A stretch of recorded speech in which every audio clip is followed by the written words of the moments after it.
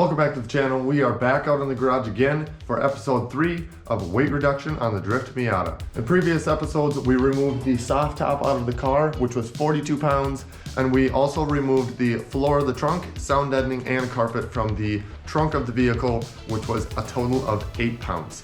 So as of right now, we are sitting at 50 pounds lighter in the Miata.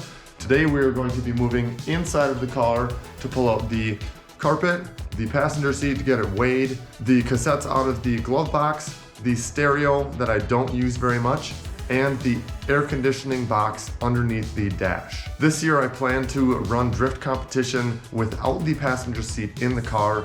Nobody rides with me during competition, so what's the point of having a heavy seat in the car while competing? In episode 1, where I removed the soft top out of the back of the interior of the car, I did say that I wanted to keep the carpet in here, but for the sake of weight reduction and taking everything that's unnecessary out of the car, I'm going to be pulling the carpet out of the back with the foam sound deadening underneath, getting a weight on that and see how much it actually is on its own. If it's less than a pound, we'll go ahead and probably leave this back section in, but everything else throughout the car for carpet, I'm gonna pull that out, get a weight on it, and we are not gonna put it back in the car. The goal of this whole weight reduction series is to get as much weight as possible out of the vehicle. That being said, pulling the carpet out of the interior will make it look not as nice and neat on the inside, but I am gonna go back at a later date and go back through with a black paint and paint the entire floor so it looks as though there is carpet down on the bottom. So that's enough blabbing about what we're taking out of the car. Let's get to pulling out the carpet out of the back first. So I went ahead and already pulled out the nuts that we had put in the first episode to hold the carpet down. I pulled that out already, and the rest of the little push pins are already broke out. They're not actually doing anything. So this should come right out now. It's fairly easy. I just have to be careful of some sharp material and metal from underneath the carpet.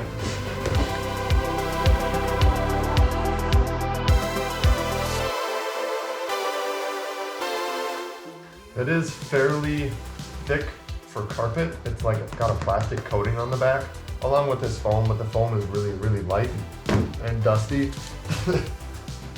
We'll set that off to the side. We'll get that out of the way.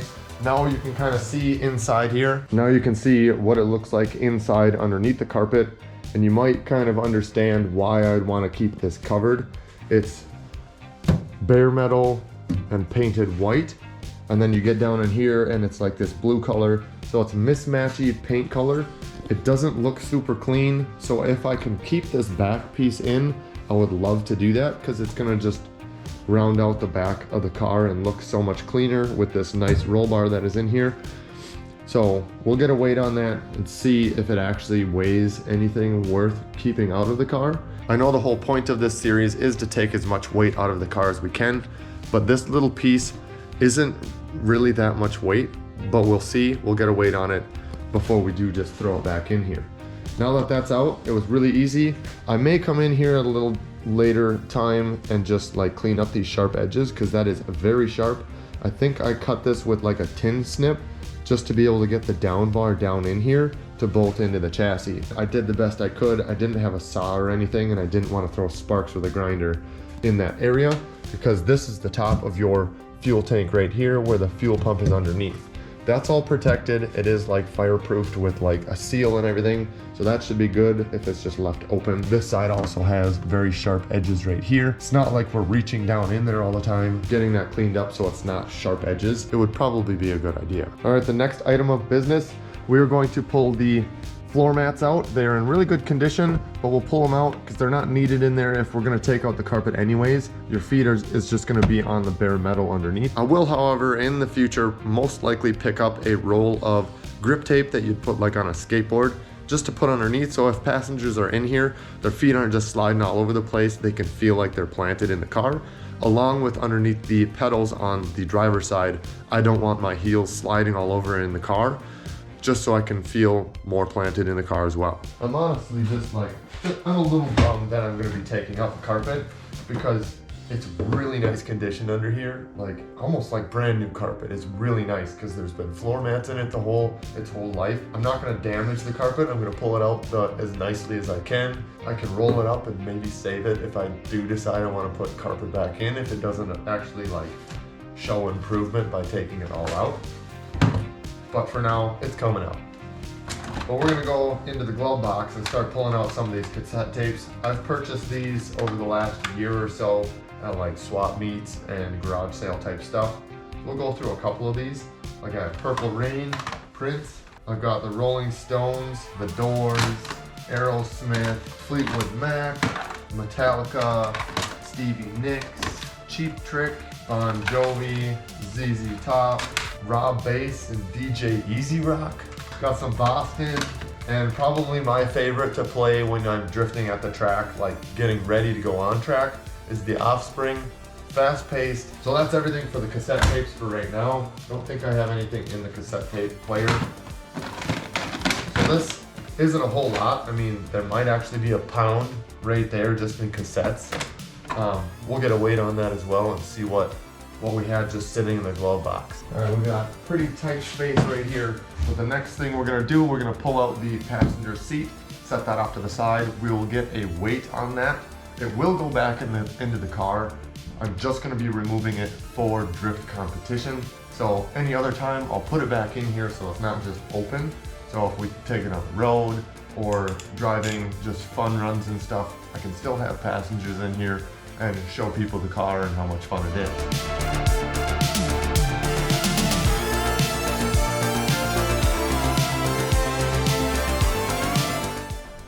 Hey look, there's a quarter under the carpet. Score. We got everything loose. We will pull this out real quick. It's not super heavy. I mean, it's probably a good 10, 15 pounds, maybe a little more.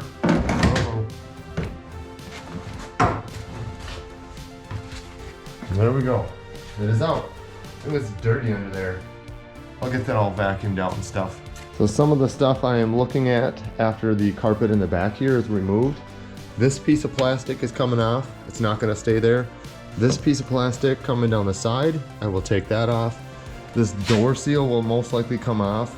This metal cap, and then the plastic trim down here does not need to be there. But this door seal up here will stay. That's gonna seal off the rest up here. And then there's door seal on the bottom that'll seal the actual frame. But then this whole piece of carpet's gonna come out. It is one solid unit over the transmission tunnel. So I'm gonna have to figure out how I'm gonna separate the carpet in the middle underneath. Because if you can kind of see down in there, the carpet goes all the way over. So I don't know how I'm gonna really do that. I don't wanna cut the carpet, but I might just have to cut it so it'll come out in two pieces rather than just one whole piece. That's gonna be really difficult to get that out around the center console. So yeah, we might end up just cutting it really nice down somewhere where it's not really visible if we do put it back in. So it's easy enough to pull out. To make this next part of taking the carpet out easier, I do need to take out the driver's seat as well.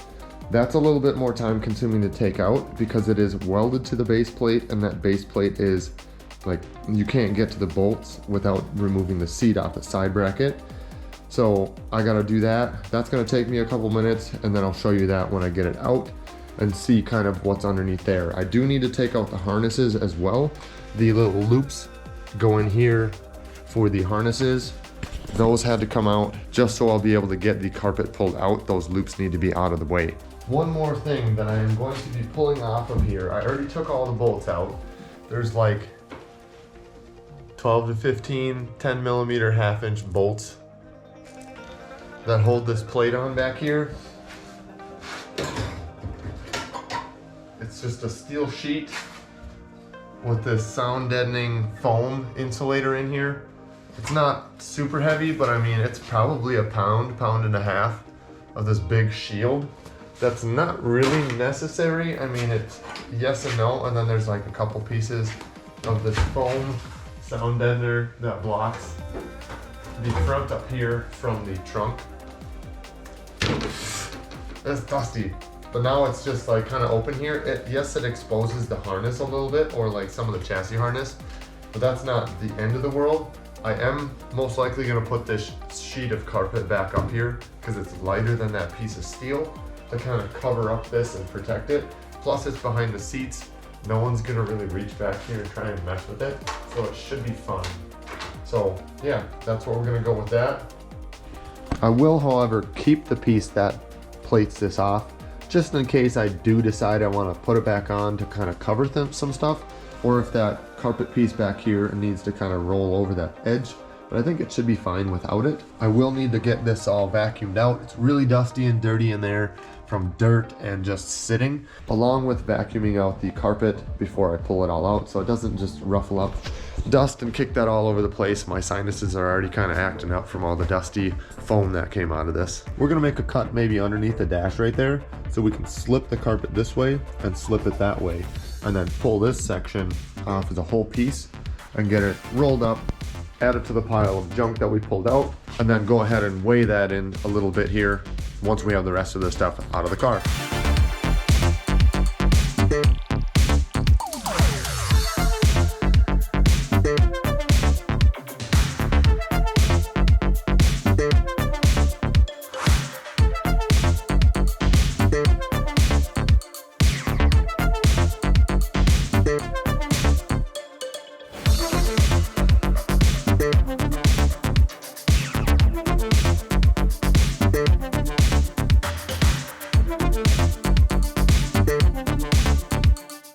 I am just like so torn. Should I take the carpet out or should I leave it in? It looks so nice for being a 1995. The carpet, typically a carpet in any car that old is gonna be so disgusting and gross. I'm like, it's such good carpet in this car.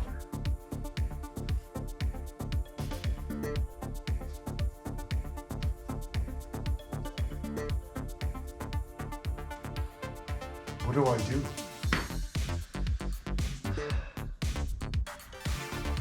I just gotta like rip it off like a band-aid and just get it out. Once it's out, I'm sure I'll be fine with it. It's just the initial like seeing it when it's all cleaned up. I'm just like, dang, dude. Race car things, right?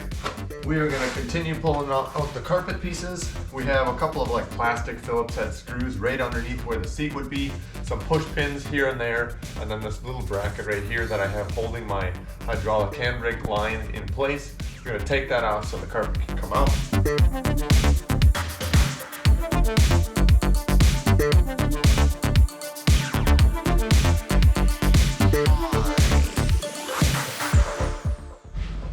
Alright, this next part is going to be basically like the biggest cringe portion for me. It's time to cut this carpet in the middle. We're going to try and stay right up next to where the plastic of the center console is, so that if we do ever put it back, we can kind of like staple it together underneath here if possible.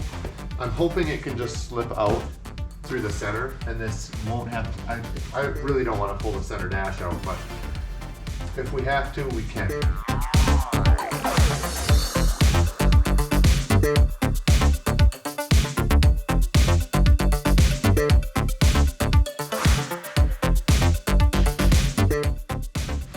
Alright, so this side should be all loose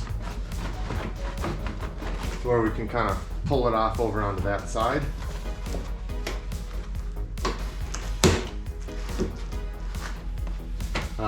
But we also have to see if this will even pull through. I don't want just this nasty piece of carpet sitting there now. I mean, it's not nasty, but I could probably get it cut closer to that so it's hidden if it does not want to come out.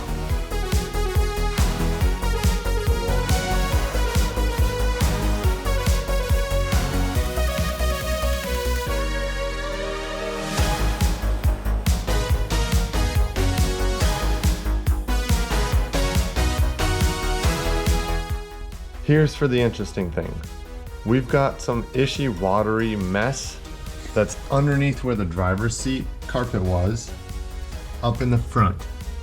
So I don't know if my heater core lines are right up in here, or what that liquid is from, and then it like made it all soggy, the foam insulation. So we gotta get that cleaned up and scraped out of there. Along with like all this other stuff, it's almost creating some surface rust. So I might be able to come through here with like a wire wheel and get that cleaned out the best I can, because that's nasty. We will definitely paint this because that does not look very good. After a little further investigation, it does smell like antifreeze. So I believe that the heater core in the back here is probably leaking, or it was leaking in the past. Something is going on. Maybe it was from when I was bleeding the system originally and I had the lines off the heater core to do some work and stuff. Maybe it just leaked inside here. I don't know. That's a long time for that just to sit here wet. That's like 2 years ago. Like it's still damp and wet. So that's an issue. We're gonna try and figure that out. Whether it's coming from over here or if it's coming from up in the middle. I'm not entirely sure where the heater core is. I believe it's up here, but the carpet up here was dry. The carpet over here was kind of wet, but there's no antifreeze on that side of the car. It's over here. So that's something we gotta figure out.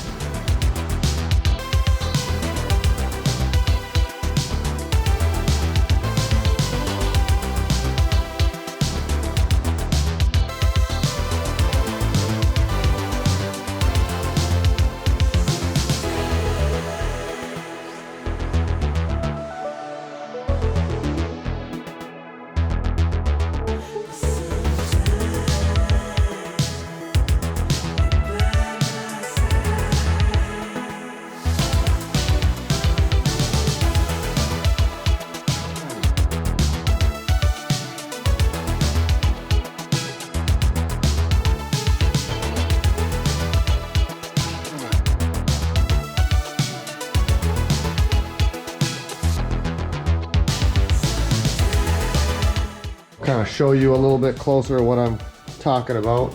Everywhere that there's like gray coming through, that was glue.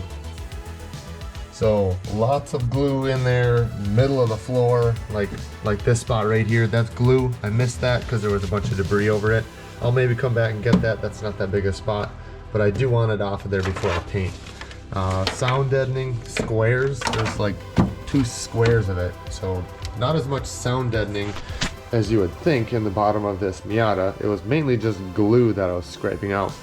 So looking over in the driver's side as well, lots of glue, and then a lot of old peeling off paint because of the antifreeze that was down on the floor. So scrape that off the best I could. Yes, it is rusty. That's why I'll come back through with a wire wheel a little bit later, clean that up the best I can to help prep it for some paint going down. So what I'm gonna do right now, I'm gonna run upstairs, grab the scale, and we're gonna weigh everything that we currently have right now, because it is a massive pile of carpet and some metal pieces and a bunch of glue and sound deadening.